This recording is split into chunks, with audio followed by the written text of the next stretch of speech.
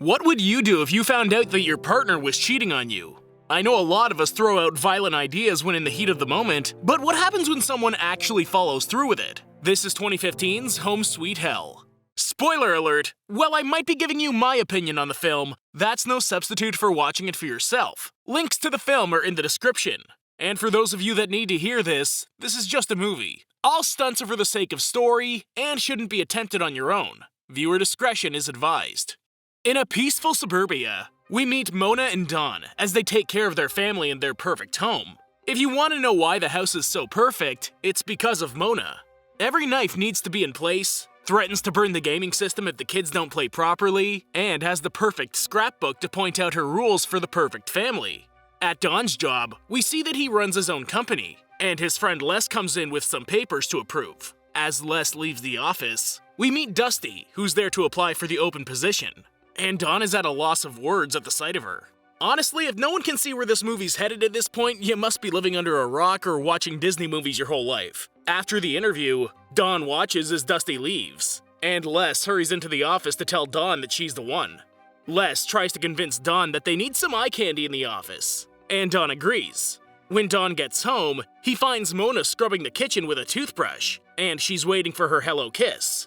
She immediately asks if he found someone for the position, and he gives her a generic yes. After a short conversation, it's clear that Don's the puppet and everything, and that night, Mona pulls out her goals book again.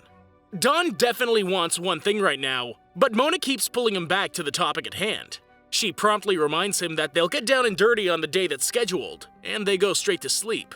There's nothing wrong with having goals, but when you sleep with your scrapbook like that, someone needs to figure out their priorities. The next day, Don heads to work, and he enjoys having Dusty in the office. When he gets a hug from her, he looks as though it's the first time he's been touched in years. That evening, Mona practices French on her children, Allison and Andrew. Andrew isn't doing too well, but Allison is following Mona's perfect vision. After the kids clean up and go play, Don accidentally lets it slip that the new hire's a woman. Mona immediately goes on the defensive, but Don stands up for her. The next day, Mona brings the kids to the office to enjoy a work party, and we see some bad guys sitting outside scoping out the place. Inside, Mona is definitely not a fan of Dusty, but when the party's all over, she goes to Don's office to congratulate him on a great day. She throws out the idea of a celebratory hand job, and Don immediately locks the office door and gets ready. Mona clarifies that she meant at home, and Don can't take it anymore. He tries to tell her that he has needs, but Mona tells him not to come home that night. That night, Don takes care of himself to Dusty's picture. Poor Don. I would hate the idea of being so successful in set just to be tossed around like that. Well, to Don's surprise, Dusty shows up early in the morning and takes care of him. This is going to be someone's worst nightmare, and I hope it isn't Don's in the end. By lunch, Dusty comes onto him again, and he's helpless against her charm. This turns into a regular thing, and it inspires him to take control of his life. Everything except for Mona. During a get-together Don's having at his house, Dusty shows up uninvited, and Mona finally gets to meet her. Eventually, Dusty gets Don alone inside, and she tells him that she's pregnant. Don handles this the worst way possible when he finds out that she wants to keep it, and he goes out for drinks with Les that night. Les mentions the possibility of paying Dusty off, and he thinks about it for a moment. Later, when he goes home, Mona comes onto him since it's their one night to get freaky, but he tells her that he can't do it tonight. If he's trying to keep her from thinking something's up, that's the absolutely worst possible way of doing it. That would send red flags immediately. Meanwhile, Dusty gets home to her trailer, and she's greeted by one of the guys that was scoping the furniture shop, Murphy. He takes her straight to the bedroom, and in the morning, Dusty heads to Don's office to talk to him about the baby. He offers her 13 grand, but she's so offended that she storms off without another word.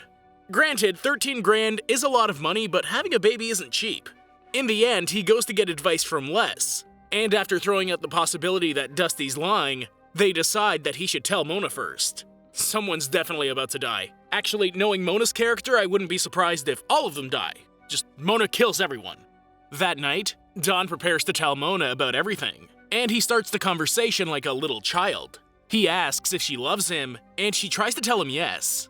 When he finally comes out and tells Mona that he's been having an affair with Dusty and she's pregnant, Mona grabs her goals book and comes to the conclusion that there's only one thing he can do to make everything right. Don has to kill Dusty.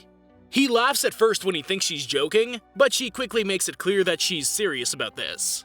Back at Dusty's trailer, she tries to tell Murphy that she doesn't think she can get any more money out of Don, but he tells her that she better get more, otherwise he'll have to take care of the situation. Dusty decides to call Don, and it's perfect timing since Mona is letting Don have it. Dusty tells him that he needs to pay her $25,000 by tomorrow, or she'll tell Mona. I feel like that's still a cheap payoff considering how much he has to lose. I'd definitely consider pulling out a loan or something at this point. It'd be a whole lot simpler than killing her. The next day, Mona helps Don out a little bit by prepping a lot of prescription pill powder to give to Dusty, and she heads out to handle the children. That night, Dusty comes into Don's office, and he takes her back to discuss everything. Don tries to talk about the connection they had, but Dusty has a one-track mind now. So Don pours one last drink for them, and after telling him that she hopes he finds happiness, she downs the drink. Within a minute, Dusty starts to react to all the drugs. And when she realizes that Don drugged her, she hits him with a coffee pot and tries to run. She doesn't get far though. In her last breaths, Dusty mentions that she's trying to get away from some people, and Mona shows up just then. Mona is so cold-hearted, I'd be more scared of Mona than Murphy and his guys. She just tells him to throw Dusty into the trunk, and they take her to the house. Mona actually seems like she's having fun with this now. Don gets scared when he opens the trunk because Dusty isn't quite dead yet, and Mona has him get a hammer so she can finish the job. She does all of this with a huge smile on her face. Meanwhile, Murphy is waiting with his buddy at Dusty's trailer, and he feels like something's gone wrong. Well, he's not wrong, only he thinks it's Don. No, it's Mona who's now dressing down to her own Dexter scene. While Don is throwing up in the bathroom, Mona takes a circular saw to Dusty, and when she goes inside to Don, she tells him that she actually wasn't pregnant. She tells him to get a shovel so they can fertilize the garden with the bits of Dusty. The next morning, Les opens up the store, but Murphy and his boys jump him on his way in. A little later, Don shows up at the shop, and he finds the police are there questioning Les. The police chief shows up and tells Don that he's there for something completely different. He's there because he found Dusty's car burnt to a crisp, and he wants to know if Don knows anything about her. After telling him no, the chief goes on his way, and Les asks his own questions about Dusty. Les tells Don that he's worried about Dusty, and he thinks that she might be dead. Don tries to tell him to not think like that, but Les's cries don't really help Don's conscience. Don heads to his office to call Mona, and he's not happy that they didn't go through with his plan. While he's yelling at Mona about this, the police chief comes in at a seemingly harmless part of the conversation, and he gives Don his new card. Of course, Don has a mini heart attack here, but everyone's okay still. Everyone except Dusty, that is. When Don gets home, he notices Murphy pull up outside and talk to Andrew. Don hurries outside to see what he wanted, and Andrew hands him a letter with a burner phone. In the letter is a picture of Mona to prove that they mean business, and they give him a meet spot and time. When he shows Mona the note that night, he explains that it makes perfect sense since Dusty mentioned wanting to get away from people, but Mona doesn't seem too worried. While Don gets worked up about everything, Mona actually takes this chance to build him up a little bit, and she comes on to him hard. She mentions going to Dusty's house to take care of these guys, and he tells her that they can't kill anyone else. The next day, Don heads to a club to meet with Murphy, and he tells Murphy that Dusty has his money. Most of this conversation has nudity all around, so let's just go ahead with the cliff notes. Murphy makes Don do a line of meth that's traced with peyote and Tide, and he tells him that he needs money by tomorrow or he'll come after his whole family. You know, the whole bad guy ultimatum. He was actually pretty to the point. It was rather nice. When Don heads outside to get in the car with Mona, he finds her cleaning the windshield like it's just another day, and he tells her about how they're going to take advantage of the whole family if he doesn't give Murphy $20,000 by tomorrow. Mona seems rather interested in how they're going to do that, and she decides that they'll have to dig up Dusty now. That night, Mona heads to Dusty's trailer, and they get ready for a covert operation. Mona tells Don that she's just going to handle this since she's the strong one, and she takes Dusty's remains into the trailer to pack them in the freezer. Meanwhile, Don notices someone pulling up to the house. Don tries to call Mona, but she's left her phone in the car. Mona hears the man and woman about to come in, and she grabs a knife off the counter. Here we go, this is what I've been waiting for. Let's go, Mona! The one time I'll cheer you on. Mona tries to sneak out, but she gets spotted on her way to the door. After a second, the bad guy notices exactly who Mona is, and she wastes no time in stabbing him to death. Now that he's taken care of, Mona takes a katana and runs it through the girl that's there. With that out of the way, she grabs the bag she had Dusty's remains in, and she casually walks out.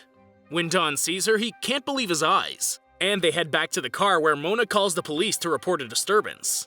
It also turns out that the bad guy isn't completely dead yet. He calls Murphy to tell him that the furniture store lady is not a very nice person, and with that, he's gone. After some time, Murphy shows up with another guy, and they find a whole crime scene waiting for them. Even Murphy admits that he didn't see this coming. When he goes to the freezer, he finds all of the pieces of Dusty, and he realizes that it's all a setup. Sure enough, the police show up just then and shoot Murphy's friend. Murphy, on the other hand, escapes under the trailer. The next day, the chief shows up at Don's house to tell him that they found Dusty's body and 2 of the 3 people associated with the crime. Don acts relieved to hear the news, but when the chief mentions that some strippers described someone like him meeting with Murphy at the club, Don has to come clean on some of the details. He explains that he was having an affair with Dusty, and he went to the club to pay off her boyfriend. Don explains that he did this so Mona didn't find out. And the chief says that no one wants Mona to find out, then he'd have another dead body to investigate. When even your local police just understand that you're that type of person, that says a lot about who you are. Someone should have warned Murphy about Mona way before now. Actually, someone should have warned Dusty. Then she might have picked a different target. That night, Don asks Mona if she thinks her parents did anything bad to her as a child to make her into who she is now. This seems to break Mona, and she loses control for a second. She actually threatens to kill, gut, and dismember Don if he ever talks to her like that again. Good talk, honey. Love you too. The next day, they throw a party for Andrew, and Don goes out to get some ice pops from the freezer. He finds the neighbor's dog in there, and when he goes back to the party, he finds that Mona is verbally attacking Les and his family. Don watches as Mona talks to Andrew the way she was probably talked to, and when Allison shows him up, Don knows something needs to change. Don goes out to the garage to rig the light and propane tanks, and he heads back inside to let the garage fill with gas. Once inside, he talks with Mona for a moment, and she talks about how they should take a vacation to get away from all of this madness. After he agrees, he sends her to the garage to get some beef, and he heads to the backyard to wait for the big boom. Remember how I was hoping for a good ending for Don? This is it. There wouldn't be a good ending with Mona around. This is as happy as it can get. Except Don seems to forget that Murphy's still out there. Speaking of, after some time passes, Don and the kids are living happily, and Murphy drives after him on his motorcycle. Then the credits roll. This was a movie that I only found out about because it was $5 at Walmart for years. But it turned out to be an enjoyable dark comedy. You almost can't go wrong with dark comedies though. So, this is par for the course. Give it a shot. Thank you for watching, and I hope you enjoyed the video. Don't forget to like and subscribe for more like this one. Comment what you think I should watch next, and I'll see you in the next video.